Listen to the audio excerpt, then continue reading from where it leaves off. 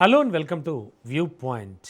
పశ్చిమాసియాలో ఉద్రిక్తతలు ఏమాత్రం చల్లారడం లేదు. ఓవైపు డొనాల్డ్ ట్రంప్ ఖచ్చితంగా మనం మాట్లాడుకుందాం అంటూ, అలాగే శాంతి ఒప్పందం కుదుర్చుకుందాం అంటూ చెబుతున్నప్పటికీ కూడా మాత్రం దాడులు ఆపట్లేదు. మరోవైపు ఇరాన్ కూడా తగ్గేదే లేదు అంటోంది. మరి ఈ నేపథ్యంలో పశ్చిమాసియాలో నెలకొన్న ఉద్రిక్తతలు రోజుకో రూపైతే సంతరించుకుంటున్నాయని అర్థమవుతోంది. అమెరికా, ఇరాన్ 2 వారాలుగా భగ్గుమంటోన్నటువంటి ఘర్షణలకు తాత్కాలికంగా బ్రేక్ అయితే పడిందని చెప్పాలి. దీంతో చమురు ధరలు కాస్త దిగొచ్చాయి. ఇక ఇదే టైంలో హార్మూజ్లో సీమ్ మైన్ను ఢీకొని చమురు ట్యాంకర్ ఒకటి పేలడం, ఇలాంటి ఘటనలతో ఉద్రిక్తతలు ఏం సమసిపోలేదని మనకు స్పష్టమవుతోంది.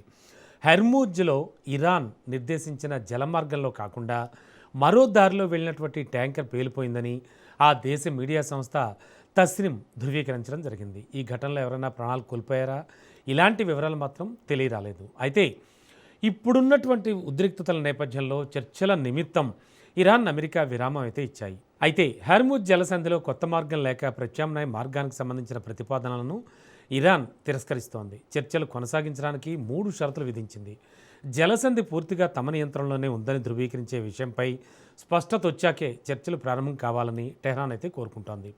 ఫ్రీజ్ చేసిన నిధులు విడుదల చేయడం మరొక అంశంగా చెప్పచ్చు. మరి ఈ అంశాలు ఓ కొలిక్కొచ్చాక అణు సమస్య గురించి మాట్లాడాలని కండిషన్ కూడా పెట్టడం జరిగింది. సరే, ఇదిలా ఉంటే ప్రస్తుతానికి హర్మూజ్లో రుసుము గురించి ఆ జలసంధికి ఇరువైపులా ఉన్నటువంటి ఇరాన్ కానీ, ఒమన్ దేశాలు కానీ డిస్కషన్స్ అయితే చేస్తున్నాయి.